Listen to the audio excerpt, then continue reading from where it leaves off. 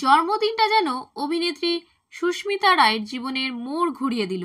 স্বামীর সঙ্গে একজোটে সেদিন বিবাহ বিচ্ছেদের কথা ঘোষণা করেন। যদিও এই প্রথম নয়, বছর দুয়েক আগেও একবার বিচ্ছেদ হয় তাদের। আলাদা থাকতেন দুজনে, কিন্তু স্বামীর গাড়ি দুর্ঘটনার পর ফের কাছাকাছি আসেন তারা।